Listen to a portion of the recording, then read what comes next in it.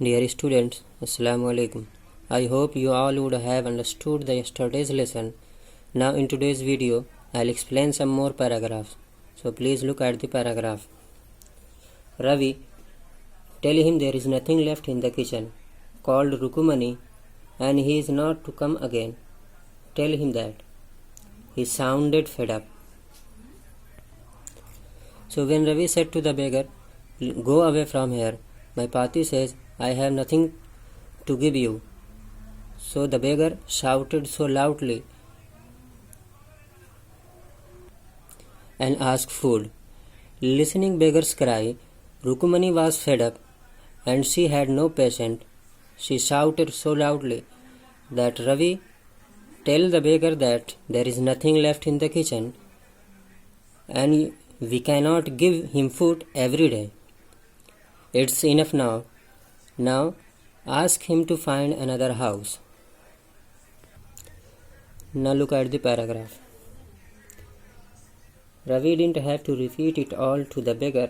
What his mother said had been easy for them all to hear. There under the neem tree, the beggar sat up and sighed. So Ravi didn't have to repeat for beggar what his mother said, because Rukumani was so loud and for the beggar to hear what she said. So the beggar sat down under the neem tree and had a deep sigh. Now look at the paragraph. I'll go, he said wearily. Only let me have a rest here under this tree. The sun is so hot, the tar had melted on the road. My feet are already blistered. He stretches out his feet to show large big pink peeling blisters on the sole of his bare feet. So after getting the answer of Rukumani, he said very tiredly, "Okay, I'll go from here, but please let me take a rest for some time. Look, it's too hot. The sun rays are too hot that the tar on the road had melted only because of the heat of this afternoon. And already I have blisters on my feet. Look here." And he stretches out his feet in front of them to show the blisters and said, "How would I walk in this hot and scorching sun rays with these blisters on my feet, and also I have no slippers to wear. So please do something for me." Now look at the paragraph. I suppose he doesn't have the money to buy chappals. Mridu whispered to Meena and Ravi. Have you got an old pair in the house somewhere?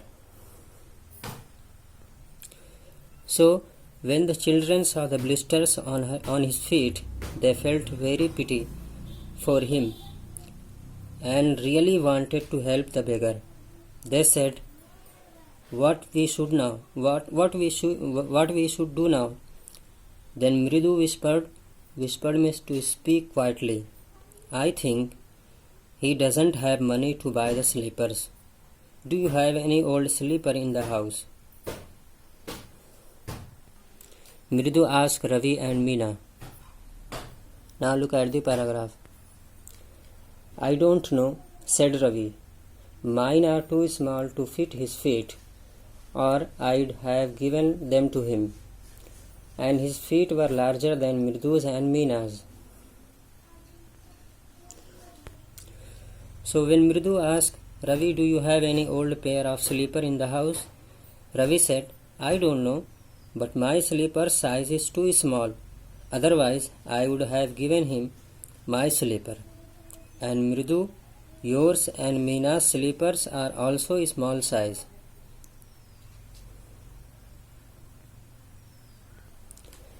We cannot give these slippers to him because these sizes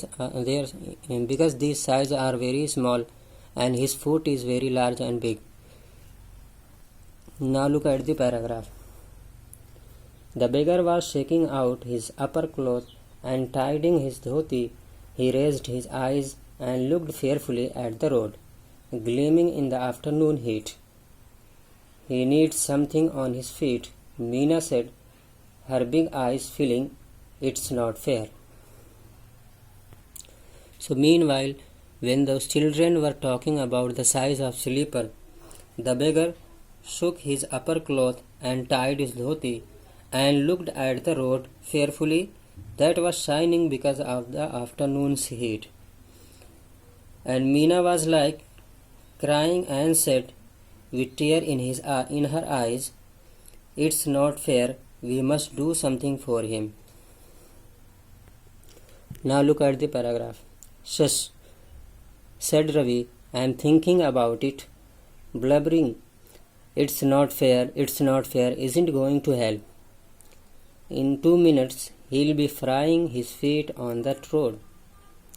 What he needs is a pair of chappals. So where do we get them? Come, let's search the home. He pushed Mridu and Meena into the house. So Ravi was like, "Shh, keep silent. What's the use of only saying it's not fair, it's not fair? Let me think about it, and let me think about what to do. He needs a pair of chappal, otherwise his feet will be burnt and fried because of the heat of the road. Let's come inside the house and search the sleeper for the beggar." So Ravi pushed Meena and Mridu into the house to search the sleeper. Now look at the paragraph. Just as she stepped into the veranda, Mridu's eyes fell on the old-looking chappals she had noticed when she arrived. "Ravi," she whispered to him, "whose are those?" So when they entered the veranda, Mridu saw the same black chappals which she noticed when she came here and could not ask about it. So he asked quietly, "Ravi, whose slippers are those?" Look at the paragraph. Ravi turned and glanced at the shabby-looking but sturdy old slippers. He beamed and nodded. "These are just the right size," he said, picking them up. Mridu and Meena followed him nervously back into the garden. So when Mridu said, "Ravi, look, whose slippers are those?" Ravi looked at them and said, "I don't know. That looks shabby." Shabby means dull, old, but sturdy. It means that those slippers are looking very old but strong. So Ravi became happy, shook his head like yes, this is the right side for the beggar. He picked those slippers and went towards the garden. Mridu and Meena also followed him fearfully to the garden. Now look at the paragraph. "Here," said Ravi to the beggar, dropping the slippers in front of that old man, "wear these slippers and don't come back." The beggar stared at the slippers, hurriedly flung his towel on over his shoulder, pushed his feet into them, and left, muttering a blessing to the children. In a minute, he had vanished around the corner of the street. So Ravi put those slippers in front of the beggar and said, "Wear these slippers and never come back again here." So the beggar looked at the slipper, and in no time he put his towel on his shoulder, wore the slipper, and blessed the children, and went away. And in a few minutes he was disappeared in the corner of the street. It means he couldn't be seen from the garden. So this is your today's lesson.